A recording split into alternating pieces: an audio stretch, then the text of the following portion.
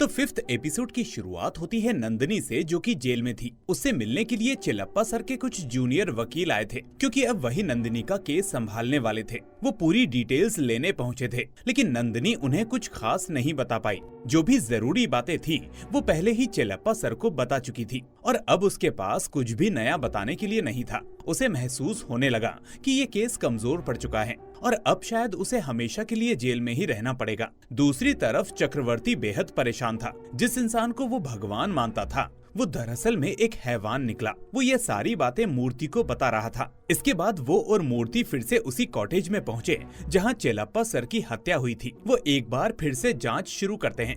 चक्रवर्ती ने मूर्ति से कहा, जब मैं स्कूल में पढ़ता था और एग्जाम देता था तो मेरे पापा हमेशा मुझसे कहते थे कि अगर कोई सवाल ना बने तो उसे छोड़कर आगे बढ़ जाओ। अगर उसी में फंसे रहोगे तो बाकी 90% पेपर भी खराब हो सकता है। इस केस में भी वैसा ही हो रहा है। अब केवल 10% हिस्सा बचा है जो सबसे कठिन है कि आखिर अलमारी के बाहर से कुंडी किसने लगाई, क्योंकि चिलप्पा सर तो मारे जा चुके थे और मुथ्थू अंदर बंद थी। तो आखिर कुंडी बाहर से लगाई किसने? तभी चक्रवर्ती की नजर अलमारी के पीछे पड़ती है। उसे वहाँ एक सुरंग दिखाई देती है।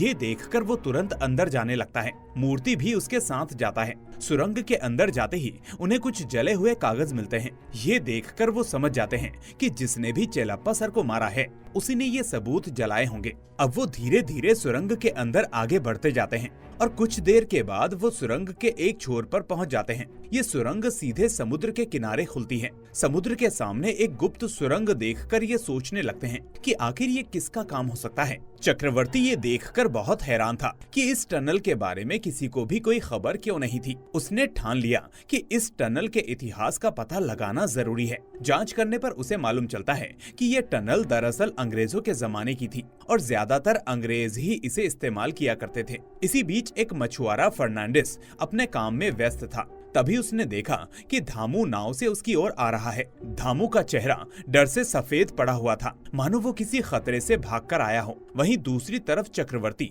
सीधा मालती माँ के पास पहुंचता है।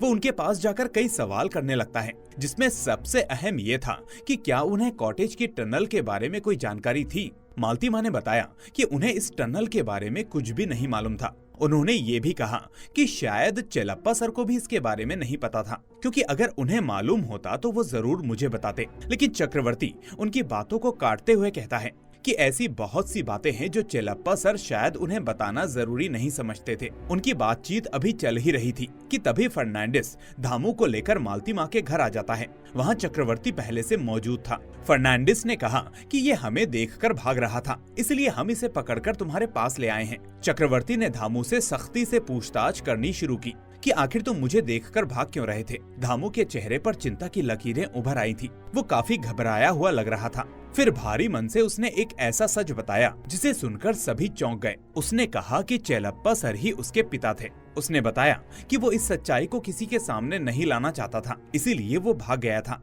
ये कहते हुए धामू की आंखों से आंसू आने लगते हैं। वहीं ये सुनकर मालती माँ गुस्से से भड़क जाती हैं और धामू के गाल पर जोर से एक थप्पड़ जड़ देती हैं और फिर बिना कुछ कहे सीधा घर के अंदर चली जाती हैं। दूसरी ओर जेल में नंदिनी धीरे धीरे बाकी कैदियों के बारे में सब कुछ समझने लगी थी। तभी अचानक जेल में सिलेंडर ब्लास्ट से एक बड़ा धमाका होता है। ये कोई दुर्घटना नहीं थी, बल्कि उन्हीं लड़कियों ने ये धमाका करवाया था। नंदिनी ये सब अपनी आंखों से देख रही थी। उन लड़कियों ने पूरे जेल में उत्पात मचा रखा था। इसी अफरा तफरी के बीच हम मुप्पीना को देखते हैं, जो एक खुफिया कमरे में घुस जाती है और वहाँ से कुछ जरूरी कागजात चुराने लगती है। और वो जिस कागज की तलाश में थी वो आखिरकार उसे मिल ही जाता है। लेकिन तभी वार्डन को वहाँ किसी के छिपे होने का एहसास हो जाता है। वो तेजी से उस ओर बढ़ने लगती है जहाँ मुप्पीना छुपी थी। लेकिन इससे पहले कि वार्डन वहाँ पहुँच पाती, नंदिनी तेजी से वहाँ आकर उस वार्डन को अपने साथ किसी और दिशा में ले जाती है। इसके बाद नंदिनी मुप्पीना को रोककर पूछती है कि आखिर उसने कौन से कागज चुराए हैं और ये सब करने की आखिर वजह क्या है। लेकिन मुप्पीना जल्दबाजी में कहती है कि ये सब बताने का सही समय नहीं है और दोनों जल्दी से वहाँ से निकल जाती हैं।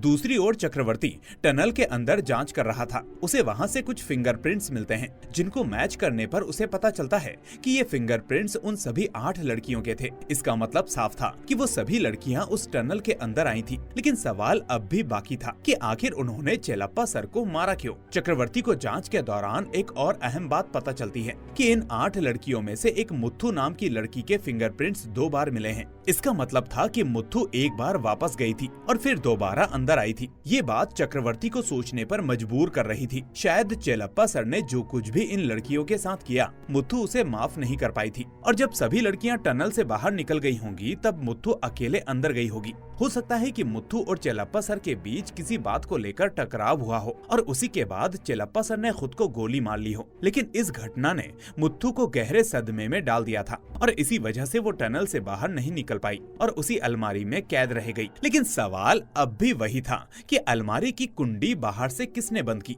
यही एक ऐसा सवाल था जो इस पूरे मामले को सुसाइड केस साबित करने से रोक रहा था। इस गुत्थी को सुलझाने के लिए चक्रवर्ती डीआईजी सर से मिलने जाता है और उन्हें सारी जानकारी देता है। लेकिन डीआईजी सर को लग रहा था कि ये एक सुसाइड केस नहीं, बल्कि इन 8 लड़कियों द्वारा किया गया मर्डर था। इसीलिए वो चाहते थे कि इन्हीं लड़कियों को फंसाया जाए। लेकिन चक्रवर्ती ने उनसे थोड़ा समय मांगा और कहा कि जैसे ही उसे सारी सच्चाई पता चलेगी, वो तुरंत उन्हें बताएगा। इसके बाद नंदिनी उन 8 लड़कियों से एक-एक करके मिलती है और उन्हें एक कमरे में ले जाती है। असल में नंदिनी चाहती थी कि वो सभी चक्रवर्ती से मिले, लेकिन लड़कियां इससे इनकार कर देती हैं। वो कहती हैं कि उन्हें किसी से कोई बात नहीं करनी और वो सब यहाँ से बस चली जाना चाहती हैं। ये सुनकर नंदिनी ने उन्हें रोकते हुए कहा कि जो कुछ भी तुम्हारे साथ हुआ वो मेरे साथ भी हो चुका है। मैंने भी अपने चाचा की जान ली थी क्योंकि वो मेरा शोषण किया करता था। तुम्हारी कहानी और मेरी कहानी एक जैसी है। चक्रवर्ती तुम्हारी मदद करना चाहता है, इसलिए उसे सब कुछ बता दो। लड़कियां अब भी उलझन में थी। वो सोच रही थी कि चक्रवर्ती को सारी सच्चाई बताना सही होगा या नहीं। तभी उनमें से एक लड़की आगे आती है और उसने चक्रवर्ती को पूरी सच्चाई बताना शुरू कर दिया। अब कहानी यहाँ से 10 साल पीछे चली जाती है, जहाँ हमें नागम्मा और रवि नाम के एक शादीशुदा जोड़े की जिंदगी दिखाई जाती है। दोनों एक दूसरे से बेहद प्यार करते थे। उनकी कोई और फैमिली नहीं थी, इसलिए एक दूसरे को ही उन्होंने अपनी पूरी दुनिया बना रखा था। वो एक दूसरे के बिना रहने की कल्पना भी नहीं कर सकते थे। रवि मछली पकड़ने का काम करता था और उसकी खुद की एक बोट थी, लेकिन उधार के चलते उसकी बोट पर किसी ने कब्जा कर लिया था। अब वो दिन रात मेहनत कर रहा था ताकि पैसे इकट्ठे करके अपनी बोट वापस हासिल कर सके। उसका बस यही सपना था कि जब बोट वापस मिल जाएगी तो वो अपनी बीवी नागम्मा के साथ एक अच्छी और खुशहाल जिंदगी जी सकेगा। एक दिन कुछ लोग रवि के पास आते हैं और उसे एक काम करने के लिए कहते हैं। ये वो लोग थे जिन्हें किसी ओनर ने रवि के पास भेजा था। उन्होंने रवि से कहा कि अगर वो उनका काम कर देता है तो उसे अच्छी रकम मिलेगी। अब रात हो चुकी थी, लेकिन रवि अभी तक घर नहीं लौटा था। नागम्मा को उसकी बहुत चिंता हो रही थी। वो अपने पति की तलाश में बाहर निकल जाती है। तभी उसे रवि दूर से दिखाई देता है, लेकिन उसके साथ कुछ ऐसा था जिसे देखकर नागम्मा के होश उड़ जाते हैं। यहाँ रवि 8 लड़कियों को बांधकर अपनी बोट में ले जा रहा था। ये सीन देखकर नागम्मा सन्न रह जाती है और तुरंत रवि से पूछती है कि आखिरकार तुम ये सब कर क्या रहे हो। रवि कहता है कि अगर मैंने ये छोटा सा काम कर दिया तो हमें हमारी बोट वापस मिल जाएगी और उसके साथ बहुत सारा पैसा भी मिलेगा। फिर हम एक अच्छी जिंदगी जी सकेंगे। लेकिन नागम्मा इसके पूरी तरह से खिलाफ थी। वो गुस्से में कहती है कि हमें ऐसी बोट नहीं चाहिए जिसकी कीमत इन मासूम लड़कियों की बर्बादी हो। नागम्मा किसी भी हालत में इस काम को होने देना नहीं चाहती थी, लेकिन रवि अपनी जिद पर अड़ा हुआ था। जब नागम्मा ने उसे रोकने की कोशिश की तो रवि गुस्से में उसे थप्पड़ मार देता है, जिससे नागम्मा वहीं पर बेहोश होकर जमीन पर गिर जाती है। जब नागम्मा को होश आता है तो वो खुद को एक अंधेरे कमरे में पाती है। उसकी आंखों से आंसू थम नहीं रहे थे। उसे यकीन ही नहीं हो रहा था कि जिसे वो अपना सब कुछ मानती थी वो ऐसा घिनौना काम कर सकता है। तभी वहाँ ओनर आता है। वो लड़कियों को देखकर रवि को इशारा करता है और चला जाता है। अब रवि इन लड़कियों की डिलीवरी के लिए तैयार हो चुका था। कुछ देर बाद रवि नागम्मा के पास आता है और उसके हाथों में बंधी रस्सियां खोल देता है, लेकिन नागम्मा अभी भी आंसुओं में थी। वो रवि से कहती है कि हमें कोई पैसा नहीं चाहिए, हमें कोई बोट नहीं चाहिए, तुम बस जाकर इन लड़कियों को वापस छोड़ आओ। लेकिन रवि उसकी एक बात भी सुनने को तैयार नहीं होता। नागम्मा की आंखों में अब गुस्सा था। वो चिल्लाते हुए कहती है कि मैंने तुझे क्या समझा था और तू क्या निकला। इस गुस्से और धोखे के एहसास में नागम्मा का धैर्य टूट जाता है और अगले ही पल वो गुस्से में रवि की गर्दन काट देती है और रवि का खून से लथपथ शरीर जमीन पर गिर पड़ता है। नागम्मा हांफने लगती है, लेकिन जैसे ही उसका गुस्सा शांत होता है उसे एहसास होता है कि उसने ये क्या कर दिया। वो उस इंसान को भगवान मानती थी, लेकिन वो तो एक दानव निकला। यही सोच सोचकर नागम्मा की आंखों से लगातार आंसू बह रहे थे। दूसरी ओर खबर फैल चुकी थी कि नागम्मा ने रवि को मार दिया है। लोग अब नागम्मा और रवि को ढूंढने के लिए उसके घर तक आ जाते हैं, लेकिन वहाँ उन्हें कुछ भी नहीं मिलता। हालांकि उन्हें रवि का कटा हुआ सिर मिल जाता है, जिससे ये साफ हो गया था कि वो मारा जा चुका है। अब पुलिस और वो लोग जिन्होंने रवि को काम पर रखा था, वो नागम्मा और उन 8 लड़कियों को खोजने में जुट जाते हैं। नागम्मा जानती थी कि अगर वो लोग इन लड़कियों को ढूंढ लेते तो उन्हें बेच डालते, इसलिए वो किसी भी कीमत पर उन्हें छुपाने में लगी थी। उसके पास ना तो पैसे थे और ना ही कोई ठिकाना, लेकिन फिर भी वो लड़कियों को बचाने के लिए हर मुमकिन कोशिश कर रही थी। वो छोटी छोटी जगहों पर काम करके जैसे तैसे पैसे जुटा रही थी, लेकिन खतरा अभी भी मंडरा रहा था। उन लोगों की तलाश जारी थी और नागम्मा अपनी सूझबूझ से अब तक लड़कियों को छुपाने में सफल हो रही थी। समस्या ये थी कि धीरे धीरे उनके पास पैसे खत्म हो चुके थे। काम ढूंढने की कोशिश भी नाकाम रही। हालत इतनी खराब हो गई थी कि उनके पास पहनने के लिए ठीक ठाक कपड़े भी नहीं बचे थे। मजबूरी में नागम्मा ने एक कठिन फैसला लिया और वो खुद को बेचने वाले धंधे में चली गई, सिर्फ इसलिए कि वो उन 8 मासूम लड़कियों की देखभाल कर सके। नागम्मा का उन लड़कियों से जो प्यार था, वहीं लड़कियां भी नागम्मा से उतना ही प्यार करती थी। वो उनके लिए एक माँ की तरह बन चुकी थी। एक रात जब नागम्मा रेड लाइट एरिया में थी, तभी वहाँ पुलिस की रेड पड़ी। अफरा तफरी मच गई और उसी दौरान नागम्मा की मुलाकात चेलप्पा सर से हुई। चेलप्पा सर वहाँ लड़कियों को बचाने की कोशिश कर रहे थे। नागम्मा ने तुरंत भांप लिया कि चेलप्पा कोई आम आदमी नहीं बल्कि एक वकील है। उसे लगा कि शायद यही इंसान उन 8 लड़कियों की मदद कर सकता है। नागम्मा चेलप्पा सर से मिलने गई और उसे पूरी कहानी बता दी कि कैसे वो लोग लड़कियों को बेचने वाले थे और कैसे नागम्मा ने अपनी जान पर खेलकर उन्हें बचाया था, लेकिन अब भी वो लोग इन मासूमों के पीछे थे। नागम्मा चाहती थी कि इन अपराधियों को सजा मिले, लेकिन उसने चेलप्पा को ये नहीं बताया कि असली गुनहगार कौन है। अगले दिन नागम्मा कोर्ट में गवाही देने वाली थी, लेकिन उससे पहले उसने लड़कियों को एक सुरक्षित जगह पर पहुंचाने का फैसला किया। वो उन्हें एक मंदिर के पास ले गई और कहा कि शाम तक मैं वापस आऊंगी और फिर हम यहाँ से चले जाएंगे। लेकिन नागम्मा की किस्मत खराब थी। जब वो कोर्ट के पास पहुंची तो अचानक कुछ लोग उसका पीछा करने लगे। वो समझ चुकी थी कि ये लोग उसी के दुश्मन हैं। कुछ ही देर में उन्होंने नागम्मा पर हमला कर दिया। वो लोग नागम्मा से उन 8 लड़कियों के बारे में पूछ रहे थे, लेकिन नागम्मा ने अपनी आखिरी सांस तक कुछ नहीं बताया। उन्होंने उसे बेरहमी से मारा, लेकिन मरने से पहले नागम्मा ने चेलप्पा सर को सब कुछ बता दिया था। वहीं दूसरी ओर लड़कियां अब भी खतरे में थी और वो मंदिर के पास ही थी। जैसे ही चेलप्पा सर को ये खबर मिली, वो दौड़ पड़े। वहाँ पहुंचकर उन्होंने उन दरिंदों से लड़ाई की और आखिरकार उन 8 लड़कियों को बचा लिया। बाद में चेलप्पा सर ने उन लड़कियों को बताया कि नागम्मा अब इस दुनिया में नहीं रही। उसे उन दानवों ने कोर्ट के बाहर ही मार डाला, लेकिन मैंने उससे वादा किया था कि मैं तुम सभी को बचाऊंगा। इसके बाद चेलप्पा सर प्रियमदा मैडम के पास गए और उन्हें ब्लैकमेल करने लगे। दरअसल वो ये सब सिर्फ लड़कियों की सुरक्षा के लिए कर रहे थे। शुरू में लोगों को बताया गया था कि चेलप्पा सर भी उन्हीं दरिंदों में से एक हैं, लेकिन हकीकत इसके उलट थी। वो कोई दानव नहीं बल्कि उन लड़कियों के लिए एक रक्षक थे। चेलप्पा सर ने लड़कियों को पूरी तरह से सुरक्षित रखने के लिए उन्हें अलग अलग शहरों में भेज दिया। किसी को भी उनके ठिकाने के बारे में पता नहीं था।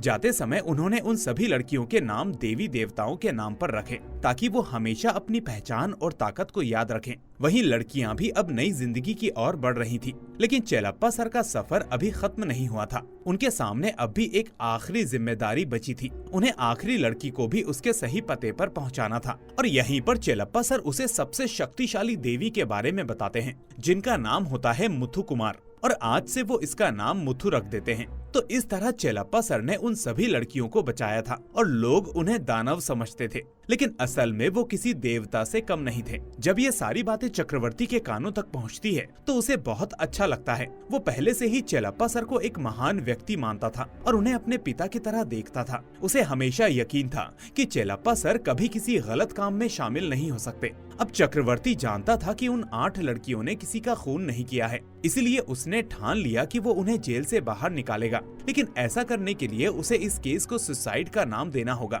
इसी दौरान हमें सुंदर और धामू की कहानी भी देखने को मिलती है। दरअसल सुंदर को पहले से ही पता था कि धामू उसी के पिता का बेटा है। हालांकि किसी ने ये बात खुलकर नहीं बताई थी, लेकिन जिस तरह धामू हमेशा चेलप्पा सर के साथ रहा करता था, जिस तरह उसके कमरे में चेलप्पा सर की तस्वीर लगी थी और जिस तरह वो उनकी इज्जत करता था और उनके जैसा बनने की कोशिश करता था, उससे सुंदर को शक हो गया था। मगर सुंदर ने ये बात कभी किसी को नहीं बताई। धीमा यानी धामू सुंदर को ये भी बताता है कि चेलप्पा सर को भी नहीं पता था कि वो उनका बेटा है। ये सुनकर सुंदर चौंक जाता है। उसे लगा था कि उसके पिता को ये बात पहले से मालूम होगी। अब जब उसे मालूम चला कि चेलप्पा सर को सच में कुछ नहीं पता था, तो वो खुद को कोसने लगता है। वो सोचने लगता है कि इतने दिनों तक मैंने उनसे ठीक से बात तक नहीं की, सिर्फ इसीलिए क्योंकि मुझे लगा कि उन्हें सब पता है और फिर भी वो मेरे साथ एक ड्राइवर की तरह बर्ताव करते हैं। लेकिन असल में उन्हें कुछ भी पता नहीं था। इसी बीच हमें पता चलता है कि चेलप्पा सर इंसान तस्करी के मामलों को लेकर बेहद गंभीर हो चुके थे। वो उन लड़कियों के पीछे किसका हाथ है,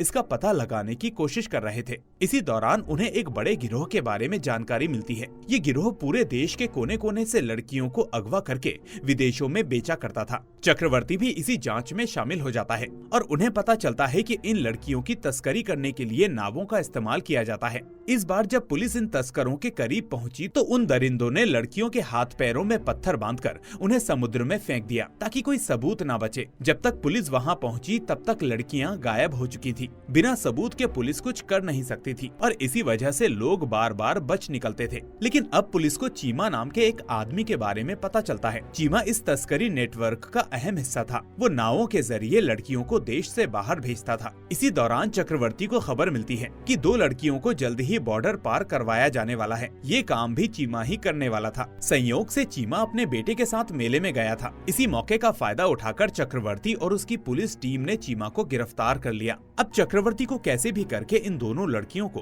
किसी भी हालत में बॉर्डर पार करने से रोकना था। इसके लिए उसे हाई सिक्योरिटी की जरूरत थी। इसीलिए वो डीआईजी सर से परमिशन लेने जाता है, लेकिन डीआईजी सर इसके लिए मना कर देते हैं और कहते हैं कि ये त्योहार का समय है, हमारे पास वैसे ही बैकअप कम है और तुम हो कि पूरे इलाके की चेकिंग करने की बात कर रहे हो, ये मुमकिन नहीं है। जब चक्रवर्ती को डीआईजी सर से मदद नहीं मिलती तो वो फर्नांडिस की मदद लेने का फैसला करता है। चक्रवर्ती फर्नांडिस से कहता है कि जरूर तुम्हारा ही कोई आदमी होगा जो इन 2 लड़कियों को बॉर्डर पार करवाने वाला है। अगर ऐसा कुछ भी होता है तो मुझे तुरंत बताना, क्योंकि ये लोग यहीं कहीं से उन्हें बॉर्डर पार करवाने की कोशिश करेंगे। अब ये जिम्मेदारी तुम्हारी है। वहीं हम जेल का सीन देखते हैं जहाँ नंदिनी सारी लड़कियों को फिर से एक जगह इकट्ठा होते हुए देखती है। जब वो वहाँ पर पहुँचती है तो अचानक वो सब उस पर हमला कर देती हैं। नंदिनी खुद को बचाने की कोशिश करती है और चिल्लाकर पूछती है कि तुम सब मुझे क्यों मार रही हो, आखिर कॉटेज में हुआ क्या था। लेकिन कोई भी लड़की कुछ नहीं कहती, बस चुपचाप उसे मारती रहती हैं। नंदिनी कहती है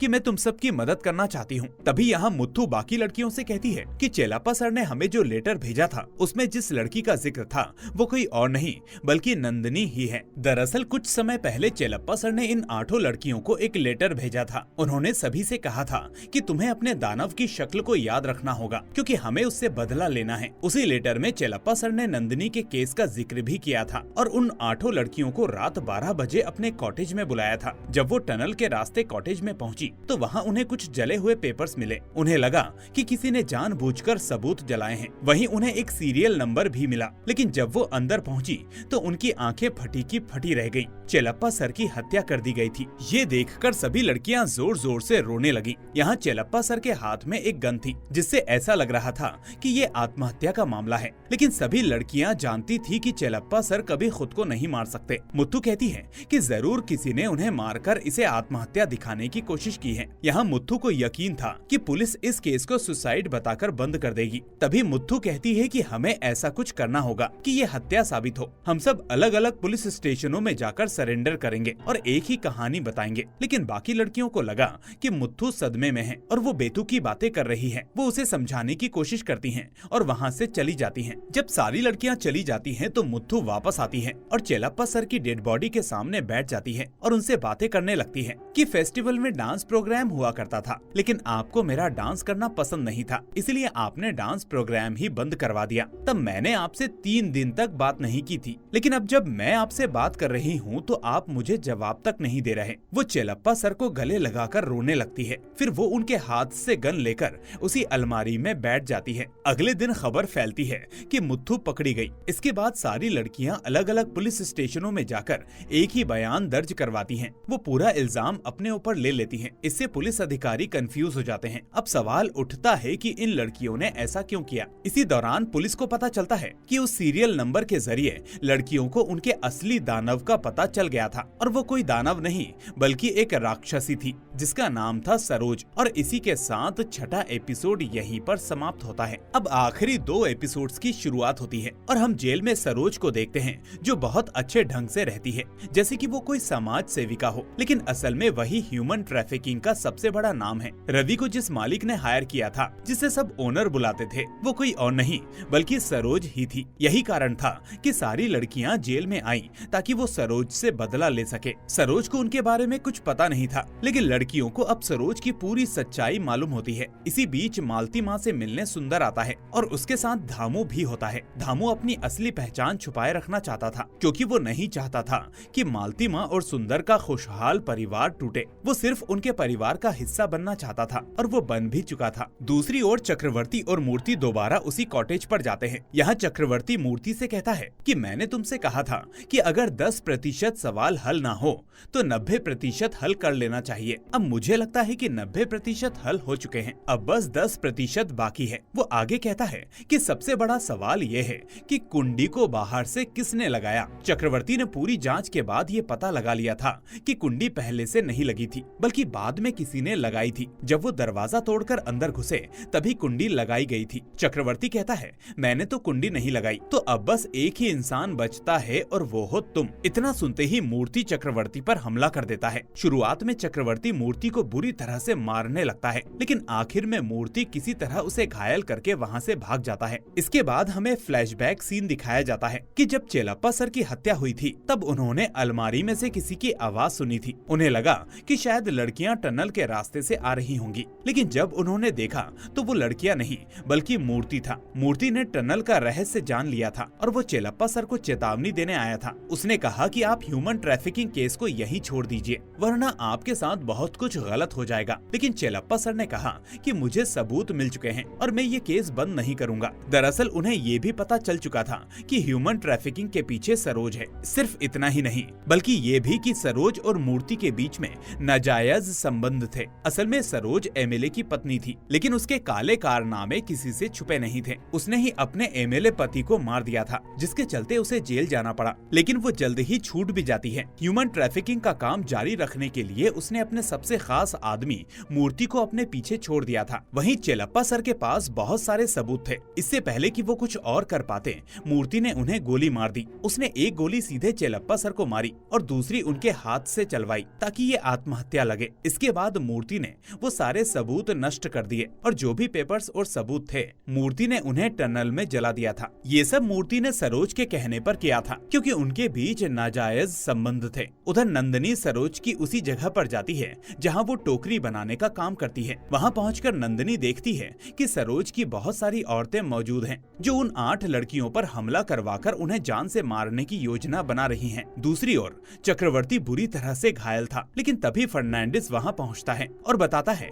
कि जिन 2 लड़कियों की बात हो रही थी उन्हें बॉर्डर के पास ले जाया जा रहा है और वो जल्द ही बॉर्डर क्रॉस भी कर लेंगी। ये सुनकर चक्रवर्ती कहता है कि उन्हें जल्द से जल्द वहाँ पहुंचकर उन लोगों को रोकना होगा। जेल में नंदनी उन 8 लड़कियों को अपने पास बुलाकर उन्हें अड्डे पर ले जाती है और बताती है कि सरोज आज उन्हें जान से मारने वाली है। ये सुनकर लड़कियां कहती हैं कि वो इसी दिन का लंबे समय से इंतजार कर रही थी। वो नंदनी को उसी जगह पर बंद कर देती हैं और सरोज के साथ उसकी औरतों का सामना करने के लिए जेल के अंदर पहुंच जाती हैं। वहीं जिन लड़कियों को बॉर्डर क्रॉस करवाना था, इस काम की जिम्मेदारी मूर्ति के पास थी और वही उन्हें बॉर्डर पार करवाकर विदेश भगाने वाला था। इधर जेल में सरोज की औरतें हड़कंप मचा देती हैं और लोगों को बुरी तरह से मारने लगती हैं, लेकिन फिर उनका सामना उन 8 लड़कियों से होता है जो बेहद गुस्से में थी और लड़ाई शुरू हो जाती है। शुरुआत में लड़कियों की हालत बहुत खराब थी, उन्हें बेरहमी से पीटा जा रहा था, लेकिन जैसे ही सरोज मैदान में आती है सभी लड़कियों के अंदर एक अलग एनर्जी और जोश भर जाता है। सरोज को देखते ही उनका खून खौलने लगता है और वो आग बबूला हो जाती हैं और फिर अपनी पूरी ताकत से लड़ने लगती हैं और सरोज की औरतों को बुरी तरह से मारने लगती हैं। लेकिन सरोज कहाँ कम पड़ने वाली थी। वो अकेले ही उन 8 लड़कियों पर भारी पड़ रही थी और उन्हें बुरी तरह से पीट रही थी। लेकिन अंत में जब लड़कियों का गुस्सा फूटा तो वो सरोज को बेरहमी से पीटने लगती हैं, मानो उसे फुटबॉल बना दिया हो। दूसरी ओर चक्रवर्ती मूर्ति का पीछा करते हुए उसकी बोट तक पहुंच जाता है। तस्करों का हमेशा से यही तरीका था कि जैसे ही पुलिस उनके करीब आती वो लड़कियों के पैरों में पत्थर बांधकर उन्हें समुद्र में फेंक देते ताकि कोई सबूत ना बचे और वो बेदाग बच निकलें। इस बार भी उन्होंने वही किया। उन दोनों लड़कियों के पैरों में पत्थर बांधकर उन्हें समुद्र में फेंक दिया। इधर नंदिनी किसी तरह खुद को छुड़ाकर उन 8 लड़कियों के पास पहुंचती है जो सरोज को बेरहमी से पीट रही थी। नंदिनी उन्हें रोकने की पूरी कोशिश करती है और किसी तरह सरोज को उस पिंजरे से बाहर निकाल देती है। नंदिनी रोते हुए लड़कियों से कहती है कि वो उसकी गलती को ना दोहराएं। उसने भी अपने दानव को मार दिया था, लेकिन आज तक वो चैन की नींद नहीं सो पाई। उसने जो किया वो सही था, लेकिन शायद कोई और रास्ता भी हो सकता था जो उसने नहीं अपनाया। नंदिनी लड़कियों को समझाती है कि उनके पास मौका है, वो खुद को बचा सकती हैं और जिसे सजा मिलनी चाहिए उसे कानून से सजा मिलेगी। यहाँ नंदिनी की बातों का उन लड़कियों पर असर होता है और वो उसे गले लगा लेती हैं। दूसरी ओर चक्रवर्ती उन दोनों लड़कियों को डूबने से बचा लेता है। कुछ समय बाद इन सभी 8 लड़कियों को रिहा कर दिया जाता है क्योंकि चेलप्पा सर की हत्या में उनका हाथ नहीं था, बल्कि असली गुनहगार मूर्ति था जिसे कड़ी सजा मिलने वाली थी। लड़कियों को ये भी एहसास हो जाता है कि नंदिनी ने उनकी जिंदगी खराब होने से बचा ली। कुछ समय बाद नंदिनी का केस कोर्ट में जाता है और कोर्ट उसे बेगुनाह मानते हुए बाइज्जत बरी कर देती है। लेकिन जिस रिवॉल्वर से नंदिनी ने गुनहगार को मारा था वो चक्रवर्ती की थी और उसने उसे ठीक से नहीं रखा था, इसलिए उसे सस्पेंड कर दिया जाता है। आखिर में नंदिनी को हम चक्रवर्ती के साथ देखते हैं जो उससे कहती है कि उसने गुनहगार को मारा जरूर था, लेकिन उसे लगता है कि वो भी गलत थी। यहाँ चक्रवर्ती उसे समझाता है कि उसने पुलिस का काम किया है, इसलिए उसने कुछ भी गलत नहीं किया। और इसी के साथ इस शानदार सीरीज का होता है दी एंड। तो दोस्तों, अगर आपको ये सीरीज पसंद आई हो तो इसे लाइक करके चैनल को सब्सक्राइब करना ना भूलें ताकि ऐसी ही सीरीज हम आपके लिए हमेशा लाते रहें। अब हम फिर मिलेंगे एक और ऐसी ही शानदार कहानी के साथ। Till then take care and thanks for watching.